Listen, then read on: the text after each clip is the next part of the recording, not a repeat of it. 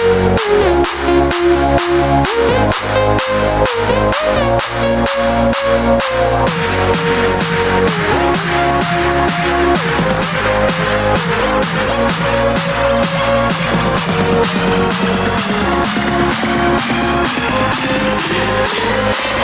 two, one, go!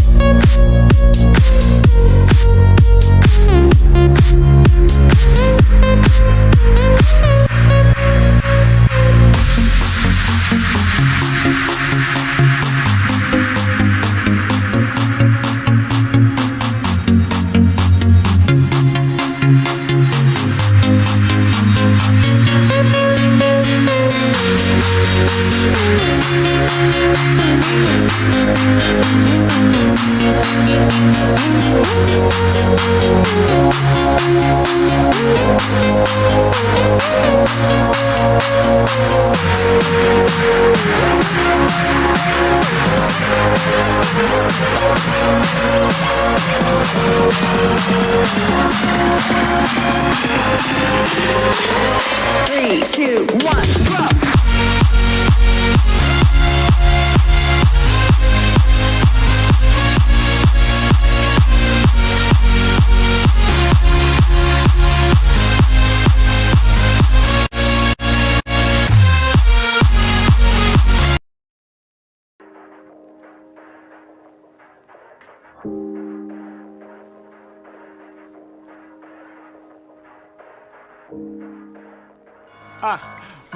One, two, coming off the top, y'all know how we do. Listen, I'ma drop a freestyle you can cherish. I'ma send a shout out to the host named Eric. Yo, he's never on some average shit. You know Eric, he stays loud and passionate. I'm about to break it down for y'all with the clever song. Yo, shout the host named Thomas, cause he's never wrong. Yo, shout to John, you know that he's smart and quiet, unlike my freestyles, which cause a riot. I'm about to do it like this, cause the people love me. Shouts out to PHP, the ugly. It's called ugly cause it's not professional, but I'm about to come through and bless it with style. So let's do it when I'm spitting, I perfume the room. Yo, the segment of the show is called Doom and Gloom. That came from Thomas. Yeah, can nobody go beyond this? I get the mic and then I'm about to keep it like a promise. Yeah, and y'all know we fill them up with anguish. We talking about the PHP, the programming language. About to break it down, no exaggeration. What do y'all do for a living? Web applications. Okay, I can dig it. My words spray tight. They getting together on the Thursday nights. Yeah, when it comes to rhyming, you can call me the new dude. I spew true lyrics while y'all broadcast on YouTube. So let's get it. You know my lyrics are major. All up in the comments, they got plenty of haters, but they doing what they doing. Keep it ugly. We ending every show with the saying it's lovely. Let's go.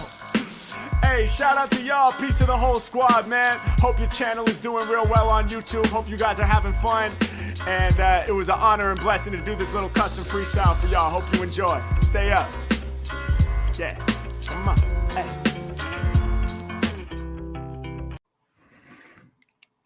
It's November 30th. That's going to be a very important part of the show. It's episode 361, and you're watching and or listening to the PHP Ugly Podcast. We are a weekly podcast that streams. We talk about the PHP programming language, the day-to-day life of a PHP developer, and running a business that is focused on the PHP programming language, as well as its surrounding community. If this is your first time joining us, welcome. And if it's not, welcome back. You can be part of the live show by joining us in our Discord at discord. phpugly.com. Discord goes all week long. Feel free to hang out in there and chat with us. But most importantly, during the show, you're part of the live show. That's what you see if you're watching the video. On the side of your screen there is the live chat that's happening in Discord as we speak. And they even add show titles and suggestions and things like that. Real important part of the show. But what else is an important part of the show are the good people who sponsor us. Honeybadger.io, PhpStorm, and PHP Architect, which is the company John and I run, as well as some fantastic supporters on Patreon. And we're going to circle back around, talk about all of them in a little while. But for now, allow me to bring on to the show my business partner, John Congdon. Just business partner now, I see. I like the new music leading into the show. Maybe a little on the loud side, but it's good. We got a love letter from YouTube saying they didn't like our music anymore and wanted us to change it. Funny thing is, we're not monetized, so it's like, okay, what are you going to take away from us? Exactly. It's weird because we use a service that we specifically use to allow for streaming music and music we can download so that we can use on the podcast. And I guess whatever music we were using, the artist decided to change their licensing model, and something happened. I was telling John about this. We use Pretzel. We've used Pretzel now for a while. And Pretzel has all these filters you can add to make sure you stay within compliance of whatever license is associated to the music that's playing. The one I always default to is YouTube safe and downloadable. That means that I can download the music and then I can add it to video and play it on YouTube. And there used to be a very big selection when I did that, like hundreds and hundreds of different genres and music that I could download. And when we got the notice last week saying we had copyrighted material on our video, and to John's point, it really didn't impact us because we're not monetized through YouTube. So there's nothing for them to withhold from us, but we want to be good. We try to stay in compliance. We're not intentionally trying to do anything wrong here. Mm-hmm. So I went back to Pretzel, and something happened in the world of music and licensing, because all of a sudden, where Pretzel had so much music available to download and that was downloadable and YouTube safe, that number shrunk massively, where it was like getting hard to find something that fit for the intro. So that's how we ended up with new music. We're getting some funny suggestions for titles already for the show. You mentioned a very important date, November 30th, 2023. Why is that such an important date? And why should people know what that is? Not only is it an important date, but it's an important time. So in the next hour, it will be the official close of the call for presentations for PHP Tech 2024. Why do you say the next hour? Why doesn't it just go to midnight? Well, it's because PHP Tech 2024 is being held in Chicago, and so it's all based off that time zone. So is it really? I didn't even know that. I just looked at it today. Yeah, I just looked at it today and realized that it's like, oh yeah, CFP closes in an hour. I'm like, well, damn, I was a little bit more time to give our listeners. So if you're listening to this show and you haven't submitted your talk yet, you might want to do it fairly quickly. Because we can't change the date and extend it at all. It doesn't work. Impossible. It's just not something that's built into the system. We've had a great turnout, by the way. Anybody interested? First thing, it's cool to see the ticket purchases happening now. We're getting it's not crazy, but we're getting a steady little tick of people buying blind early bird tickets right now. Which you want to do now because in a week or two, the prices are going up. It's going away. But yeah, we've had, looking at the numbers, a lot of talks submitted. Now, what it represents as talks submitted might be the same talk submitted in different formats, a 30-minute, a 60-minute, a keynote. Right. But lots of talks. We're averaging, I don't know, being around 4 talks per speaker, per unique speaker. And we're well in the triple digits of unique speakers. So pretty big pool of people to I was gonna say from. there's the actual like sessions per speaker number right there. Where? Are you on the dashboard? Yeah. So you have sessions, unique speakers, and then sessions per speaker. Oh, 3. All right. So yeah, 3. All right. Three talks per speaker. That's a good average. That's about what you want.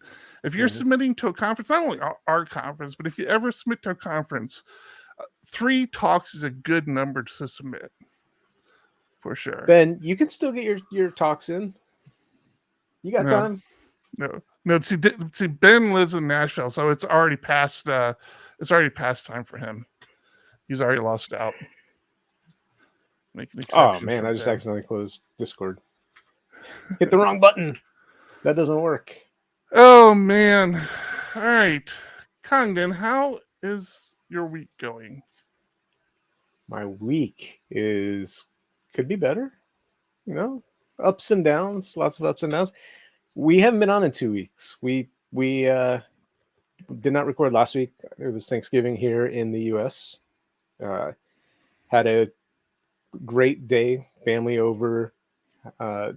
Can't complain there. And then I always love the Friday and weekend after Thanksgiving. Friday is always let's get all the Christmas stuff down, put the tree up, and just the kids and us. It's just the 4 of us here decorating. I try very hard not to let the kids play Christmas music before Thanksgiving, even though they tend to try all the time. And I'm like, stop it. And then not yet. But yeah, it was just a great weekend after that. And then the week kicked off. It's been okay. Like I said, ups and downs. I got stuff on my Trello board that we'll get into in a little bit. How about yours? Went well. Thanksgiving was great. Had NorCal kid flew in. SoCal kid came over. Everybody brought their partners with them. Partners plus pets, apparently. Holiday weekend. We had a NorCal kid got a new cat. Not even a kitten. It was a rescue, a little over a year old, I think. But they flew with it and brought it to the house, and that was fun. So yeah, we had a great dinner. SoCal kid did a majority of the cooking, like pretty much all of it. Current wife made one of my favorite desserts. One I tried not to like, and I just could not but love it. It's a dessert she makes called Sin. It's like a pudding and nuts, and oh god, it's just so good. I've intentionally left a piece for the current wife because I don't think she's had an opportunity to have any, and it's been in there now for a couple days, and I don't know if I have another day in me to not go eat it because it's the last piece. But that went well. I got my OCR refactor deployed.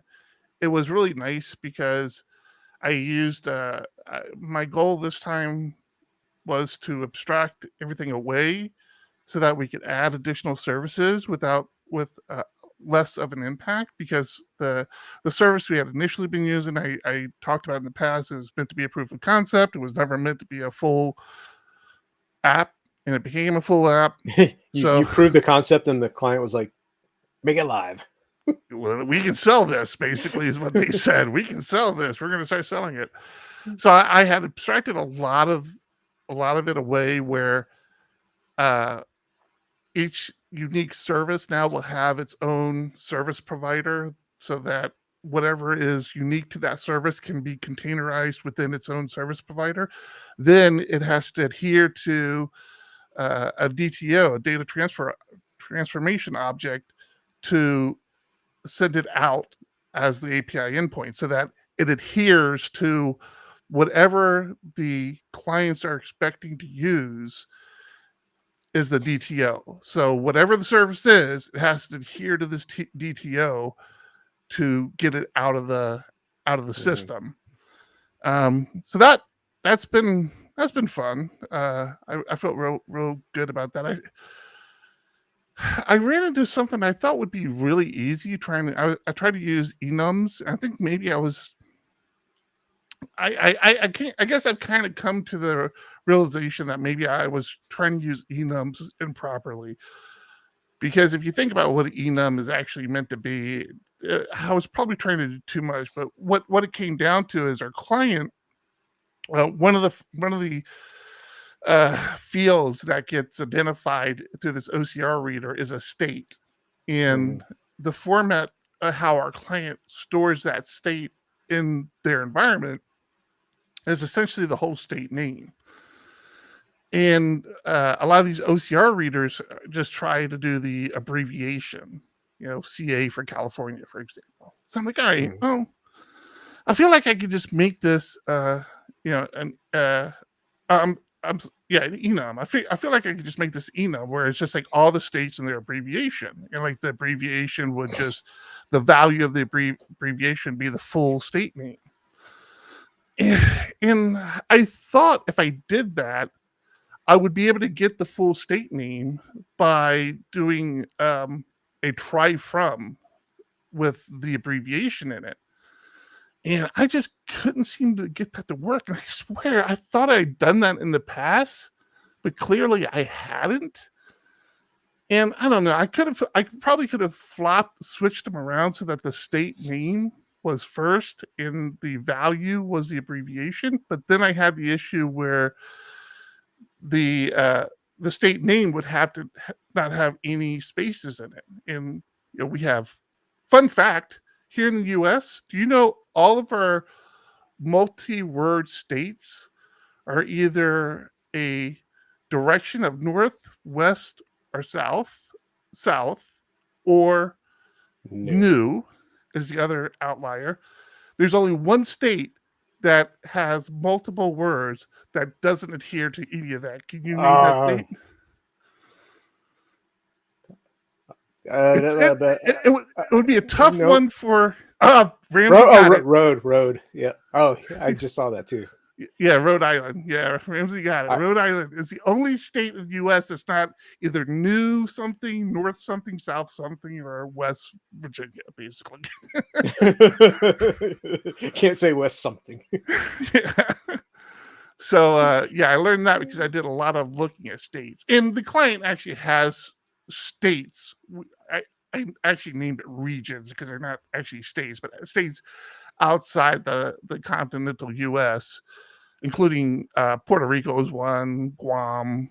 They have like territories. I think they had a couple in Canada as well. I think they had Alberta and Ontario.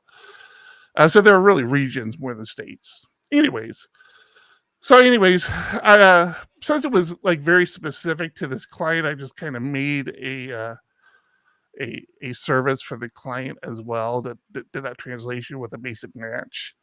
Yeah. But yeah, That I makes feel like I was doing sense. too much enums. Yeah, I wouldn't think of that as an enum per se. Yeah. And like you said, a service using are you using the actual match operator? Is it an operator or a statement? I always get them confused. I think I consider it an operator. But you're using match for that? Yeah. That's awesome. Yeah, we just got 8.2 released to the point where we can actually write 8.2 code now. We were on 7.4 before. Not sure why my browser currently says, oops, something went wrong trying to reload page. That's not good.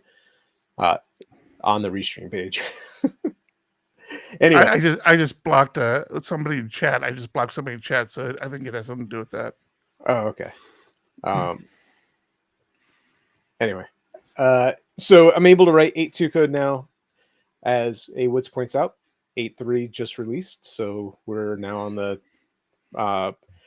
road to push towards 8.3, which is great. But the fact that I can write 8.2 code in the main code base I work in every day now feels so nice, because I get to, on some of the smaller things. We have a small CLI script that we use, Archie script, that I get to run on 8.3, and I get to write 8.3 code there, but it's not my day-to-day. It's when I want to do something fun, I can go do that.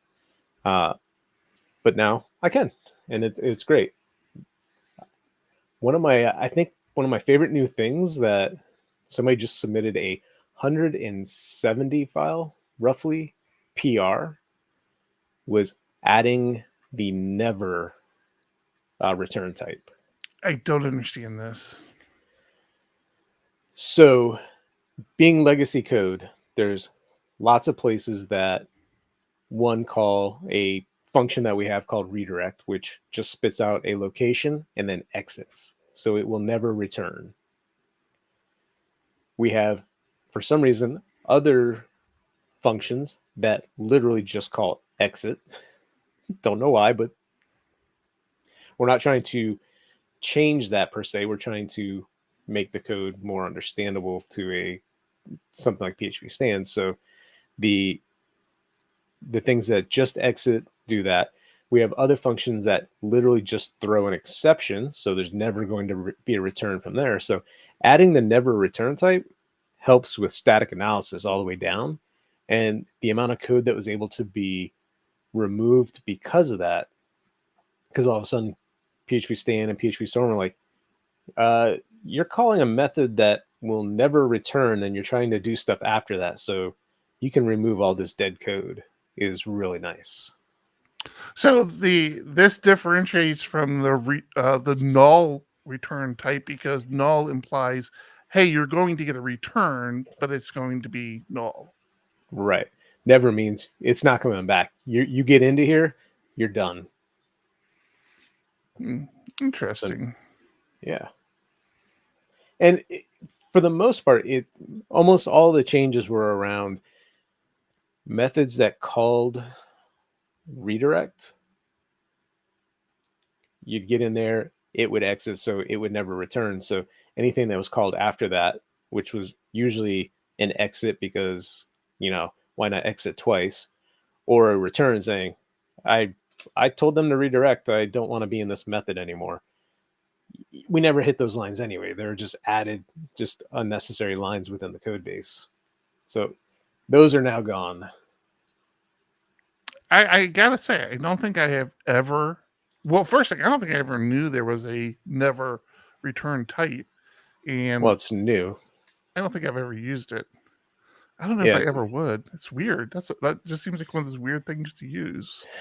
You're only going to use it if your method exits or will always throw an exception for whatever reason. It's not. But isn't throwing an exception? Wouldn't that be considered a return type? Nope, because you're not returning from the method. Something outside could catch it, but you're not going to return to that point in the code base. So you're not going to return to the line that called it. You're going to end up in the catch block below it. Gotcha. So everything after that call, after that function call, before the catch is garbage code, because you're never getting back from there. Gotcha. Right.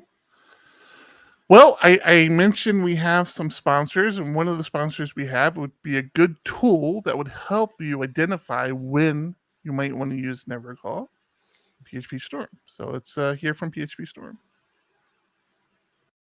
Thanks to JetBrains and PhpStorm for partnering with us. PhpStorm is a cutting-edge IDE tailored for PHP and web developers. Whether you're a newcomer or it's just been a hot minute since your last dive-in, there's never been a better time to revisit. With a slick, clean new UI, blazing speed enhancements, and a richer toolkit, it's transforming the way we code. It's time to start coding like a professional. Visit jetbrains.com/PHPStorm and kick off your 30-day free trial. Code smarter, not harder. Thanks, PhpStorm. Thank you, PhpStorm. So, so you said you're moving on to PHP 8.3, which is actually a great thing. Can you believe we are at a point in our life where 8.0, PHP 8.0 is no longer supported? I Like, know that not was, even a little bit. yeah, that was actually one of the big impetuses to get this finally released. Granted, 7.4 has been end of life for a while now, but the team was like, we're ready. Let's get 8.2 out because 7.4 is already end of life. 8.0 is now end of life. We need to be done. And 8.1 is only security fixes right now for like the next Mhm. year. That's so crazy. Like, we were just on 7.1, it felt like. There are a lot of people that are complaining about the pace at which PHP is moving with things like this, especially around security fixes. But I remember back to the PHP 4, PHP 5 days where it lingered on so long that people just didn't upgrade. So the point of the, not rapid, but the very expected dates, like we are going to have a new release, is to help everyone get ready for it. Trying to make the upgrades easier. Going from 5 to 7 was such a pain in the ass. We realized at that point we need to be more regimented around the upgrade process. Everyone should stay focused and, have your deprecations turned on. As soon as you upgrade and start getting deprecation warnings, fix that code so that you're ready to roll when the time comes. Well, not only that, but the tools that are now available. You mentioned PHP Stan earlier. The tools that are available to help people move forward, to continue to move forward, are so much better than they used to be. It used to be. I mean, you mentioned back in the 5 days. I think deprecation was the only thing I remember being able to have a clue of what was going to break on the next release. I think there were some static analyzers out there, but I don't think any of them were like, or at least for me, I wasn't commonly using any of them back then. Yeah, using them a lot now. It's so nice, but it's the more robust return types, type hinting, Mhm. just type support that we have now, where we can actually use static analysis. Right. Ben Ramsey pointed out that there's an RFC in place right now to extend the life cycle by a year, extend security support Of by another 8? year. Of what? 8? Just in general, just because right now it's 1 year after end of life. Mm. Yeah. I don't know. I think it's, yeah. I I want to say it's a good cadence we have going in the PHP world, but I also understand the reality of like big business and enterprise and how slow things move in those worlds. That I guess I can see the reason for that, the need for that. Yeah, I mean, it took on the team that we're working on, that I work with, it took a good year, but he was very diligent of wanting things to be right. It wasn't upgrade and pray. It was, there's a lot of stuff that he wanted to be perfect before upgrading. Yeah. So there's pros and cons, because a lot of your code will still work, but it's just not optimal. Getting And the types in there helped so much. something else Ramsey pointed out. First thing, I would want to point out that 8.3, which was released, is a PHP architect contributor is one of the release manager, Eric Mann. I take a lot of pride in the fact that I finally got Eric elected as a release manager. But if you are on older versions of PHP, Zen which is like a big company behind who supports PHP long term. Zen still has long term support. You have to pay for it. It's not the free open source. Yeah, I just want you guys to support this. Be nice to me, like you get with the current release cadence of the internals team. But yeah, Zen. We got to talk to the people over at Zen at Longhorn. They had the table next to us. It was real fun catching up with them and what they've been up to lately. So it's kind of cool to see them go out there chugging along in the PHP world. But they're still supporting older versions of PHP. Yep. I actually stumbled across when we came up on the end of life of PHP. I stumbled across a new site that I want to share with everybody called End of Life, and it has end of life kind of reporting on a lot of stuff, not only languages, which I have up on the screen now showing PHP, but where did I just open this up at? I lost it. Oh, over here. If you look on the left-hand side here, I mean, even has Pop OS. It has the releases of Pop OS, Python, RabbitMQ. It has frameworks in here. It has Laravel. It had, I think, WordPress. There's some Symfony here. Squid. I haven't used Squid in forever. That's funny. No, what is Squid? It's a reverse proxy. The Or caching proxy. Yeah. I didn't realize it was still a thing, man. Holy smokes! God, Tails? Used to have that in place in companies I worked at. Like I put that up, and then while it's meant to be a cache, but it's also a spy tool to see where people are surfing and to also restrict where people surf to. Interesting. Yeah. Lots of stuff on End of Life. It has a really easy API as well. I was messing around with the API earlier, so it's really cool. What are you laughing about, Kenrick? I wonder if it lists my career on End of Life. Your career's not going end of life. You bought a ticket to tech. Come on. That's right, man. You're just moving up in the world. Your career's skyrocketing. Yeah. So I thought that I'll add that to show notes as well. That was really cool to come across. I like coming across new sites like that. I got something that's not PHP focused, but I did something for PHP Architect recently that I thought was pretty interesting.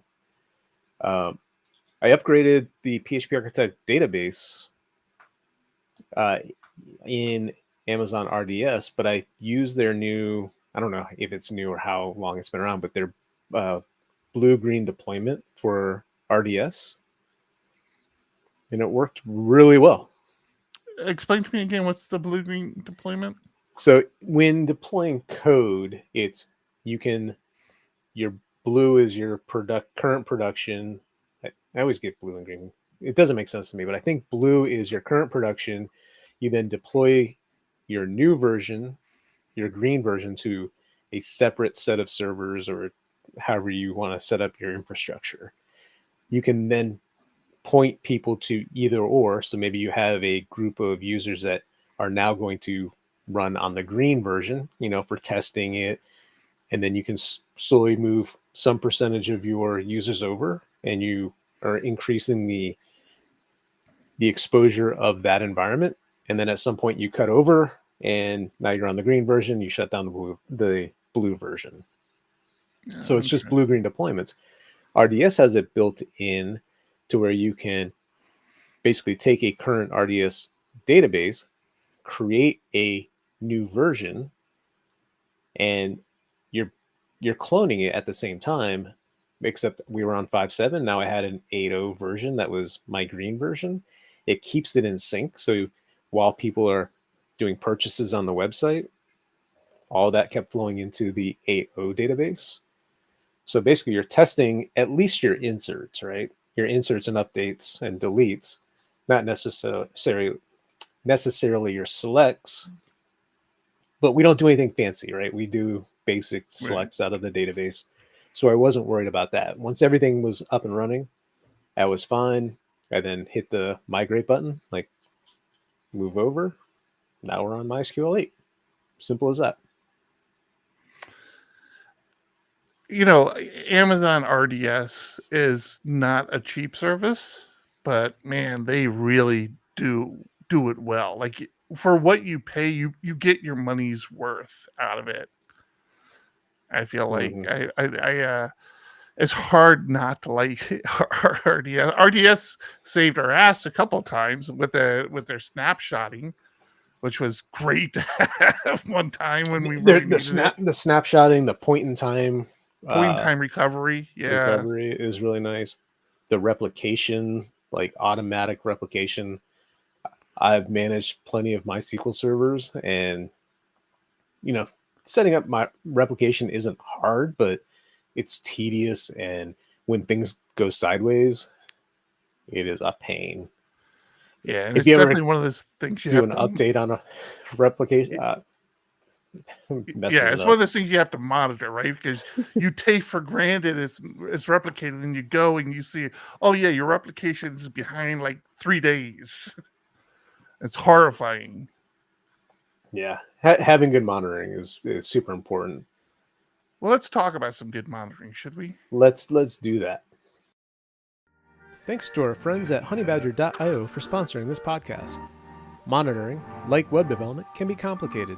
There are tons of tools and techniques, but you just want to know that your app is up and that your customers are happy. When your customers encounter a problem, you need clear, actionable intelligence, not walls of charts and reams of logs to tail. That's why they built Honeybadger, the monitoring tool we always wanted. A tool that's there when you need it and gets out of your way when you don't, so that you can keep shipping code, know when critical errors occur, and which customers are affected. Respond instantly when your systems go down. Improve the health of your systems over time and fix problems before your customers can report them. Honeybadger is the application health monitoring tool built for you, the developer who cares about a quality product and happy customers. Be the hero of your team and sign up for a free trial and start monitoring today at honeybadger.io. Setup takes as little as 5 minutes. See what you've been missing and fix it. Once again, that's www.honeybadger.io.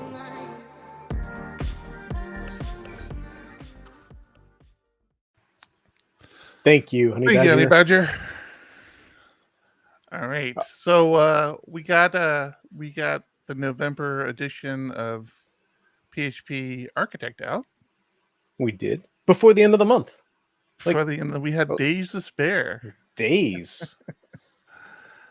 We're taking a little bit of a different approach with the cover on this one. I really would like some feedback. If you subscribe to PHP Architect, let us know what you think of the cover. I'm not going to tell you what we pros or cons. I'm not going to tell you what we did differently. I mean, the layout will obviously be different, but there are things about it that I'm interested just to see if you guys like it or not. Just give us some general feedback on it. If you're not a subscriber to PHP Architect, what the hell's wrong with you? Why are you here and not there subscribing at this very moment? We've been having internal conversations about more ways to become a subscriber. And should we? I haven't automated it. I know that's how I did. I was gonna say John's got a few things on his plate to get to, but I don't know. You want to mention it or not? Yeah, sure. By mentioning it is going to make me have to get off my ass and do it, right? That's the theory. That's the idea here. Actually, it would be let's tie it all together. Let's tie it all together here. Let me get that up. All right. First, we'd like to thank our supporters on Patreon. Yes. So thank you all of our Patreon supporters. I left November on there because we're technically still in November, last day of the month. So I did remove the turkey, but I like the light leaves in the background. Yeah, I do like that. It's very calming, that image. Yes. It's just the gentle sway of the trees.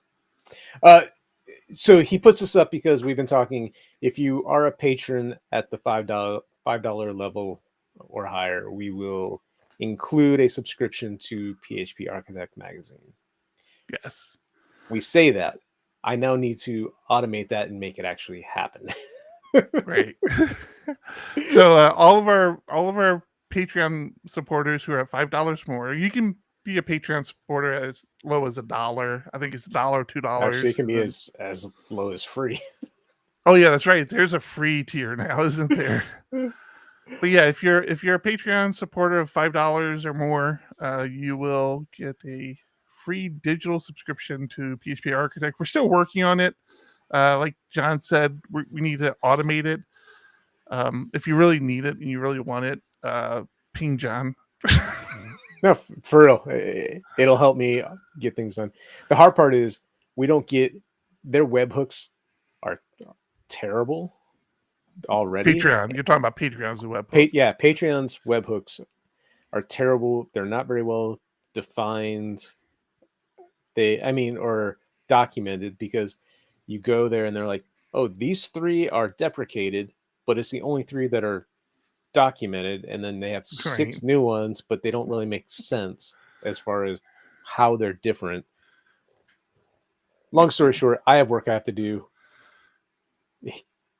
Bombard me with questions like, hey, when is this going to be done? Make me finish the project.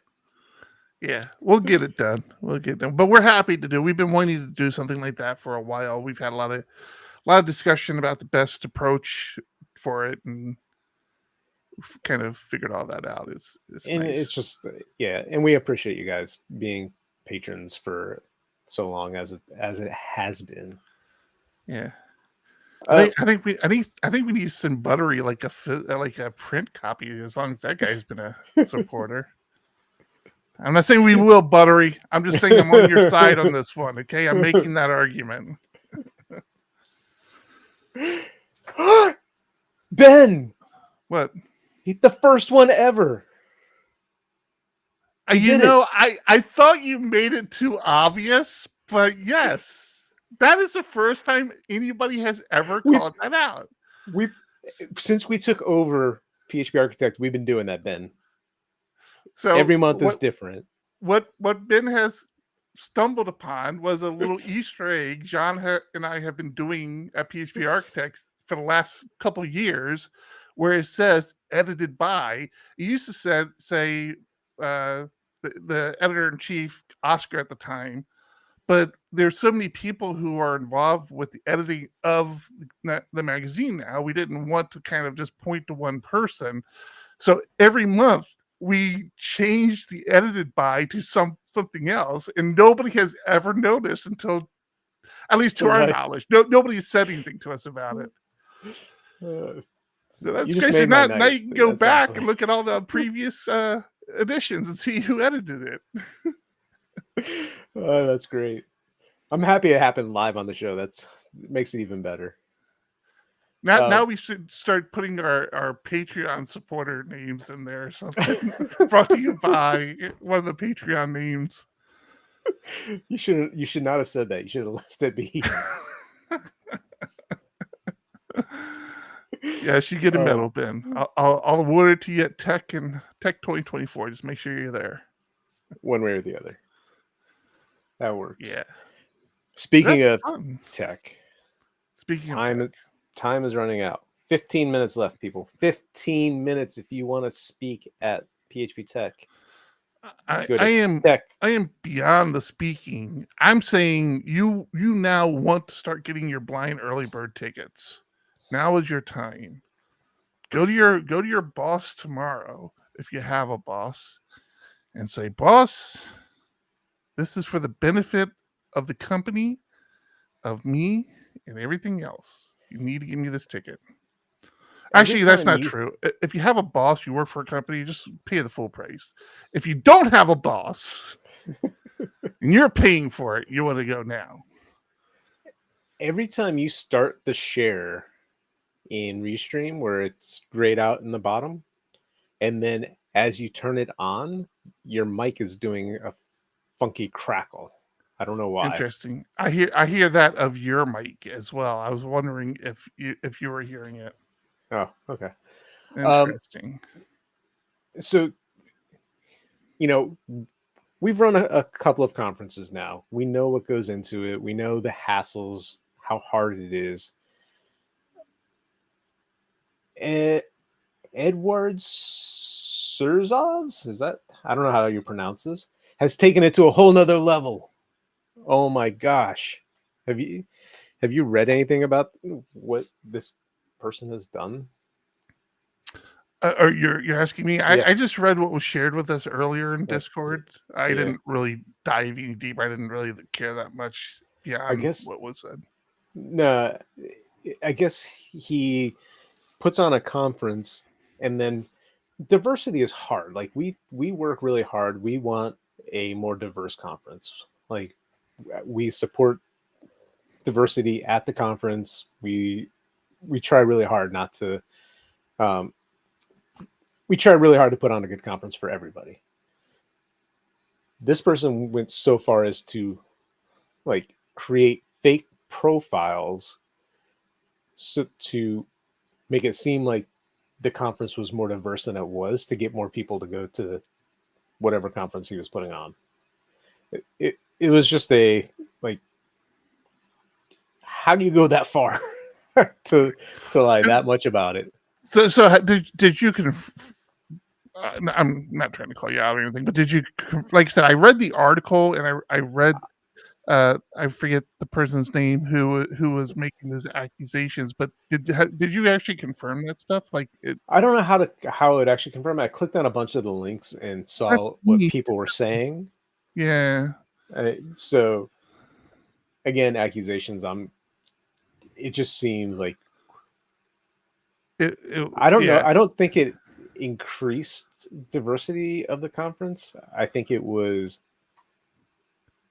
trying to give the appearance that there was diversity, but like then the diversity would like pull out of the speaking engagement. Like there was a focus on this one particular tech influencer, which is a real account. I mean, I did check that out, and the accusation is that it was this account, whether it's a real person or not. All it does is like an echo chamber for this other individual in his conference, and it was the person wasn't a real developer. It was kind of the story how I was reading it. So yeah, I'm kind of with you, John. It's like I read the story. It definitely comes from one person who seems to have some experience with it. I believe that they were slated to speak, or I don't know. I have to go back and read it again, but I had challenges kind of confirming what was being said. So you people watching, listening, it's in the show notes. Go to it, read up on it. Maybe our Discord is so good at this sort of stuff and trying to find, finding more information about it. I would love to get that more information. Yeah, it was more that this person was posting as themselves, and then posting in the fake female persona, almost the same information, but dressing it up a little bit, like adding additional emojis, and then commenting on the conference on how good it was with diversity as a fake female person. So it seemed like there were more females, commenting on the conference. Again, that's the accusation. On top of that, using sex sells, so using half-naked women or whatever in some ads or however they did it, trying to appeal to other people. I don't know, just found it interesting. Yeah, but we are honestly interested in diversity, so it's weird the way I really want to stress, like, it's not something we intentionally try to do. Our first couple of rounds of kind of figuring out what talks interest us is a blind round. So we actually, when we give it to the people at PHP Architect to say, hey, what talks do you like? And then we also have other people in the community we'll invite in, and have them kind of give us their feedback on talks as well. We don't know anything about the presenter. Obviously, if it's a talk that somebody You've who's seen doing the before. reviews, they might, if you're in the community enough, you kind of have an idea of who does what talks, or maybe it's a talk you submitted. But just in general, it's we strip all that out. Then I think it really comes down to John and I will start to kind of review things, and again, we want diversity, but we don't. I don't know how to explain it. Like we don't say, okay, we're going to make sure we have X amount of this demographic. We don't do that. We just try to make sure we have a good spread of topics and of levels. One of the things we're going to be focusing on a little bit more is trying to have a track that's maybe a little bit more advanced, because we got that as a big feedback last year, and it's a tough thing. It's a tough thing. Yeah, because, I mean, running a conference in general is a tough thing. Right. I was actually thinking of asking you, what do you think about opening up this rating of talks? Because the way I put it to somebody else is, we have a group of people that you're basically comparing title and abstract. You're not seeing any other information. Right. So it's like, what interests you? And then the cream rises to the top, right? We then we get a ranking of, here's all X hundred of the submissions in, of what everyone kind of liked in some sort of rated order.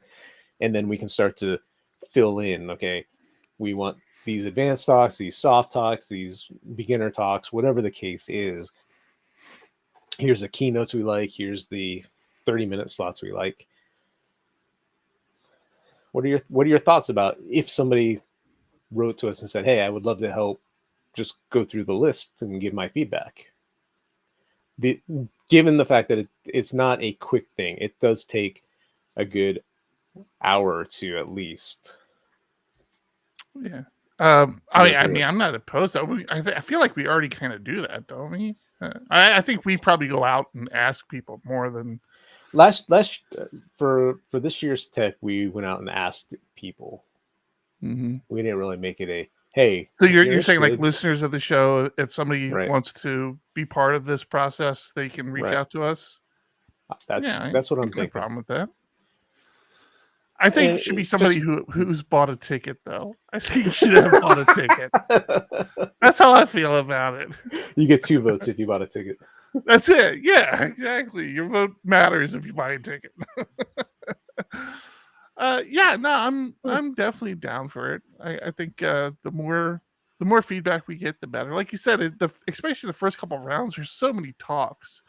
Like, just kind of getting an understanding of what people are interested in seeing, and trying to find talks that you haven't seen at other conferences yet is also another kind of sweet spot. I got that from somebody. Somebody had asked me, like, well, first thing, I need to take down the pay for last year's talk. So we have the paywall in front of the talks from PHP Tech 2023.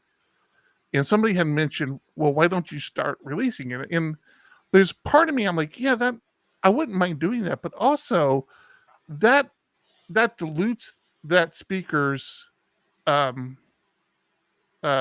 speaking opportunities potentially. Like if I'm not a fan of that, and without express permission from the speakers. Yeah, and I think a lot of people don't understand that, right? It's like there are people. This is not a. I guess even if it was a specialty talk, like a Laravel talk or something like that, these presenters will go and give these talks at multiple conferences, and the reason they can do that is because it's not out there for free. So that's why we haven't released them, and we have no intention on releasing them. I think Longhorn might be if anybody's interested. They mentioned that they probably will, but they may they may get feedback from the speakers prior to doing it, and they may not. I don't know. I don't know if Right. they had any sort of speaker agreement. We did do that with Tech 23, only because I wanted permission to record them. Right. I didn't. Legalities, laws are so stupid. I hate trying to deal with that. So I was trying to protect us, protect the speaker. I wanted it to be clear that yes, you will be recorded. Although I think it's common practice nowadays, right? Yeah. To have some sort of stream. And Ramsey says that he doesn't feel like it diminishes his talks, and Longhorn will be releasing ones where a speaker has agreed to have it released, and that's great. Like that, that's how I feel about it. Like if you, as the speaker, want to release it, it's so easy to release these things on YouTube now. You have that power. I think as a conference organizer, we just we leave that up to the speaker, and trying to. I applaud Longhorn for kind of wanting to manage who wants it released and who doesn't want it released. To me, it's just like, yeah, if you want it released, I'll give you the talk. You can release it. I'm fine with that. No, I like the idea of making that an option. If the speaker doesn't care and we can release it on PHP Architect's channel, I would rather do that. Again, like Ben said, it doesn't. There is something to be said for seeing a talk live, being able to ask questions. Every time a presenter gives it, it changes a little bit. You give a talk once, you get feedback, it's probably going to change. You're not going to give the same exact talk. I mean, it'll be really close, but it'll be tweaked a little bit, fixed, whatever the case may be. But then being able to have that Q&A after the talk, sitting with the speaker at lunch or afterwards at a conference, that's where the value is really at. That's the thing, that it's so hard to convince somebody who hasn't been to an in-person conference how beneficial that is. Like to have somebody like Ben or somebody like Sarah, or even these people who speak at these conferences or attend these conferences, and sit down at lunchtime and just kind of have general conversations with them, or the Q&As after the talks are just so incredible, Yeah, That's where it's at. I'm So I'm definitely getting looking excited for it. Yeah, we're coming up to having to start to do things again. Like we had a nice little break of, okay, website's up, call for papers are out. It's that time. I can't get my arm over. It's midnight. It's We have closed. closed. Officially has it actually closed. We have to update the website now. Well, we didn't plan on that. Open incognito mode. It is closed. Sorry, no longer possible. We had 5 during the show in the last hour. Really? Yeah. You guys are awesome, man. Look at that. Is there still time to submit? What happened? Sarah. Is there still Sarah's time here.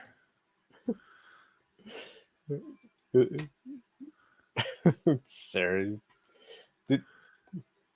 I don't know. Did Sarah actually get talks in this time? I hope so. Nope. Dun, dun, dun. Finished less than an hour ago. There you go. Live on the show. Shut the door on you. Shut the door. That's great. Oh, yeah. Yeah, man. I don't know. What else you got? Anything else? What else you got? I feel like I had something else. Oh, you know me. I love my filament, and Dan and the filament team has released their new version of Filament PHP 3.1. Got released yesterday, I think. The 29th. Was that yesterday? Yeah. So for all you filament people out there, check out the new release of Dan's Filament PHP 3.1. They did a lot of hard work on it, so I need to go upgrade a few things, including Tech TV, which we just talked about. So need to update that. Always so much to work on. And Symphony 7.0 got released as well, which I need to get back into Symphony now. Although I got to be honest with you, man, that what was the package called? API platform. I think that's my next thing, man. I think I'm going to start building some stuff in API platform. I know fucking Steve's been doing some stuff in API platform as well. So yeah, gotta get me some of that. Yeah, it looks definitely looks interesting. Ben is talking about Peter Meth and his son Easton. They were at Longhorn. Yeah, that's really cool. When you can go to a conference with your kid and have fun. It was fun watching them together. I mean, my kids are 9. You know what it's like to be able to go out and have a drink with your kids, right? That seems when they were 9 years old, we were getting hammered. That's not what I meant. Oh no, no. Peter and his kid Easton were there, and like we hung out a couple of nights and up in Omni's room having a beer or 17. It was good times. I keep floating the idea past the family of doing a whole family trip to Chicago in April, bringing NorCal and SoCal kid with me. But I don't know. Everybody's adults and have busy lives, so I don't know. It's 5 months away. I don't know. SoCal kid just started a new job, so it's or not new. Like still working at the same hospital. They started a new position. And then they're probably going to start another new position in about 5 or 6 months because they got some certifications to keep moving forward. I actually had that thought at Thanksgiving. Actually, talking to my brother-in-law, he's again applying for a new position, a raise. I'm like, that's one thing you don't get when you own a business is that like, what's the next thing? Where am I going with my career? Right? We're trying to build the business, and that's what we're constantly looking for. But there's part of me that kind of misses it, but a bigger part of me that doesn't. Like interviewing doesn't sound like fun. Where am I going to go? It doesn't sound like fun. Champ, we use nicknames here. I gave your kid a great nickname, and I don't remember what it was now. What did I call it? Butter? No, it was another H, wasn't it? What did I call your kid, Champ? Damn it. I enjoyed that name too. Anyways, yes, bring them. Bring yourself. And hey, while you're at it, bring her stuff. Bring a trailer. You know that trailer of projectors and stuff? Why don't you just hitch that onto your car and bring it with you if you don't mind? Pickles. That would be Pickles. That's what I was calling her. Pickles. Yes. Pickles. Next time we'll take you to somewhere better than a Denny's. We tried to take him to Shoeless Joe. I don't know if Sarah, I know you're not in the Chicago area anymore, but Shoeless Joe moved and they closed early now, apparently. Well, the one by the hotel closed down a while ago, and then you tried going to a different location that was also closed down or closed for the evening or something. Yeah. So yeah, I'm looking forward to it. So what you were talking about, I was just thinking about that recently as well, and it's just like it's tough. I miss not having to think about every aspect of the business, like just being a developer and just worried about the project I'm working on, and just doing that would be nice. That's why I think I enjoy when I get those moments where I get back into coding and I can be laser focused on some coding for a while, because I kind of feel like I'm that person again. But then you get dragged into so many different directions. But also, I mean, the reality, nothing's ever felt so satisfying than the work we do now. and it's selfish. It's completely selfish because I feel like, I don't know. I enjoy it. It would be hard mentally for me. I think it'd be hard for me to have to report to somebody again. I'm selfish, man. I just like setting the rules and saying, okay, this is how we're doing it. And you're so good at running a business. I feel like we'd be more successful if I was good at it. But... Oh, did I misunderstand you, Sarah? Okay, it's not coming in through the channel. I just saw. Apparently, when you do a reply in Discord, it doesn't get to restream. Right. But that's my fault, Sarah. I misunderstood you. Anyways, Shoeless Joe, Sarah, the new Shoeless Joe place was closed on us. All right. What else you got? Anything? I think the other cards I have, I'm gonna say for next week. Actually, one of them is probably dead, but yeah, I'm good. Right. Thought that was a good one. I'm excited. Excited about tech. I'm excited. Yeah, I guess that's going to do it. Let me queue up our outro stuff. I think we still have outro, right? I might have deleted it. I did not delete it. All right, that's going to do it for episode 361. I'm Eric. I'm John. Keep it ugly. 1, 2, 1, 2. Yep. Coming off the top, y'all know how we do. Listen, I'ma drop a freestyle you can cherish. I'ma send a shout out to the host named Eric. Yo, he's never on some average shit. You know, Eric, he stays loud and passionate. I'm about to break it down for y'all with the clever song. Yo, shout the host named Thomas, cause he's never wrong. Yo, shout to John. You know that he's smart and quiet, unlike my freestyles, which cause a riot. I'm about to do it like this, cause the people love me. Shouts out to PHP, the ugly. It's called ugly cause it's not professional, but I'm about to come through and bless it with style. So let's do it when I'm spitting, I perfume the room. Yo, the segment of the show is called Doom and Gloom. That came from Thomas. Yeah, can nobody go beyond this? I get the mic and then I'm about to keep it like a promise. Yeah, and y'all know we fill them up with anguish. We talking about the PHP, the programming language. About to break it down, no exaggeration. What do y'all do for a living? Web applications. Okay, I can dig it. My words spray tight. They getting together on the Thursday nights. Yeah, when it comes to rhyming, you can call me the new dude. I spew true lyrics while y'all broadcast on YouTube. So let's get it. You know my lyrics are major. All up in the comments, they got plenty of haters, but they doing what they doing. Keep it ugly. We ending every show with the saying it's lovely. Let's go. Hey, shout out to y'all. Peace to the whole squad, man. Hope your channel is doing real well on YouTube. Hope you guys are having fun. And it was an honor and blessing to do this little custom freestyle for y'all. Hope you enjoy. Stay up. Yeah. Come on. Hey. All right. Your kids complain about student loans. Yeah.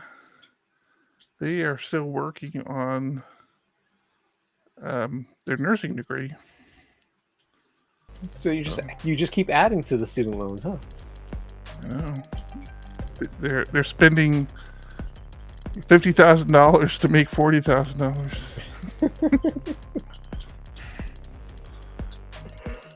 That sounds about right. I have a very disturbing picture on my screen right now.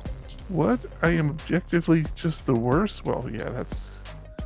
What's your picture on your screen? My kid went to the dentist today, and he's got one of those spreaders in his mouth so I can take pictures of his teeth. It's just like... My wife sent it to me. I'm like, well, why? So, Sarah, I actually had a card we didn't get to because it wasn't really relevant. But it talks about the most expensive places to live in the U.S. And of the first 10, 7 of them are in California. San Diego being number 1. Here, I'll open it up to share with you. Yeah. It is so stinking crazy. San Diego and LA. It used to be San Francisco was like this just massively expensive place, but I guess San Diego and it's still on the list, just not Yeah, I That's think it's high. like number 4 or 5 now. So yeah, San Diego, LA, Hawaii, of course, Miami, Santa Barbara, San Francisco. You didn't turn on the share there, buddy. I got you. Damn it. Thank you. Yeah, so go top again. Yeah. I So don't understand what overall score is. I think you and I both got lucky in the fact that we moved to San Diego when we were no kids, right? So you're able to live cheap, save some money, and then we also bought houses years ago. Mm. I happened to buy my house at the right time. While it was super expensive compared to what I could get in Florida, it was pretty cheap for San Diego. Right. And now I'm just never gonna move because I can't afford it. Yeah. It's like, yeah, you can sell it for a crazy amount of money, but you can't buy anything anymore. Yeah. Yeah. So like of the top 10, I think 7 of them are LA based areas. I'm sorry, California based areas. It's California has just gotten ridiculously expensive. I hear it's all imploding though with I hear the whole Airbnb world is imploding, and Is it? yeah, I don't know. We'll see. What did you hear? Workout Kid says San Francisco is going downhill. Yeah, San Francisco is definitely a little rough around the edges, to be honest with you. A-Woods, I really want to get to New York. The current wife and I keep talking about going there. We want to go there during the winter and the experience of winter in New York because we just enjoyed cold and we enjoyed New York City. Sarah, I can paraglide here. I don't want to leave. Yeah, I mean it's expensive, but you're paying for some real luxuries. That's for sure. Yeah. That's why you get into a house and you just stay there. Oh, NorCal Kid. I'm not sure I would say great. San Francisco needs some work. I do love it up there. And I recognize that it is a metropolis. It's a lot of people in a very condensed area. But you've been to New York. Compare San Francisco to New York. Just like walking down the street and tell me you think it's great. It's not great. I do like San Francisco. There's some beautiful parts of San Francisco, but it needs some work right now. So does New York Stresses me City. I mean, there's parts of New York City that are a pain to walk down. Scary to walk down. I like Chicago too. This last tech, the current wife and I spent some time downtown Chicago. That was really nice. Chicago's way cleaner than I thought it would be. Of all the cities I've been to, Chicago is probably the cleanest. Seattle would follow, then New York, then San Francisco. But Chicago was very clean, I felt like, for a city. Yeah, I'm hoping to get out this year to be able to do a little exploring like that. Come out a little earlier, make sure we get everything set up, things going well, and then maybe head downtown one night. Yeah. That would be nice. Chicago downtown is surprisingly clean. Yep, I totally agree with you there, Sarah. Very nice.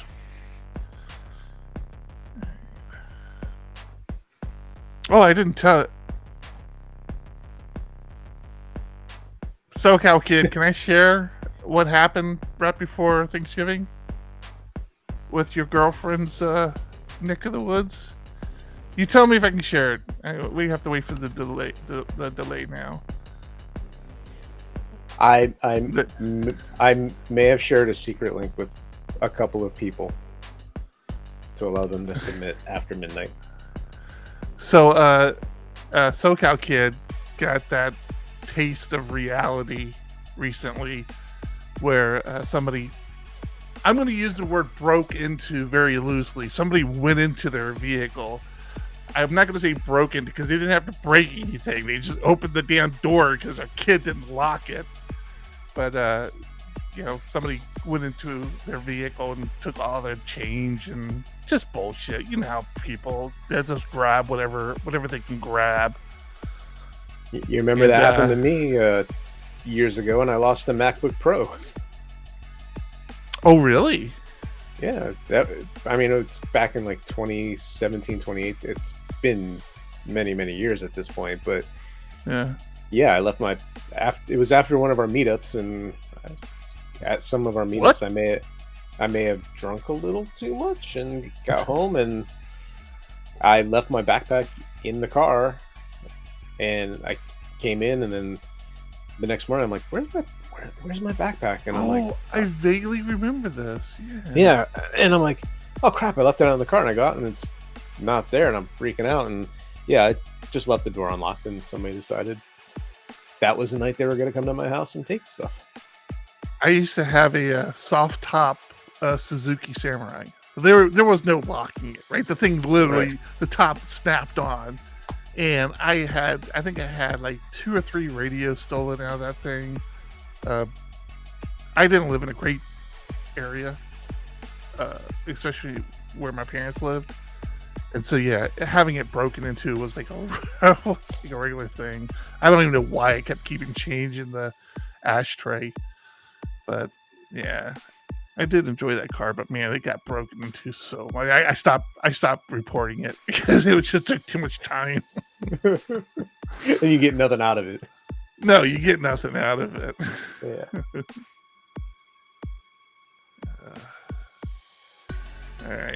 All right. Well, I don't know. Anything else? I think we can let our people go. If you are a listener to the show and you've got like some awesome talks, reach out and sweet talk us, and maybe we'll get you a secret link as well. But for the most part, the talks are closed. Yeah, and we definitely have some selection to do. And if you want to be part of the selection process, hit me or Eric up in Discord. We are going to start reviewing talks probably tomorrow. Yeah, start getting them out there. The selection process, the ranking piece, that if you want to participate, you get shown 3 at a time, and you basically say, this is my first, second, third pick, whatever order you like them.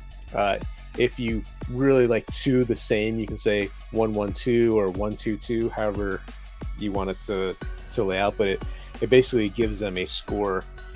If you read up on Sessionize and their scoring methodology, they relate it to chess in their ELO scoring, which is pretty neat.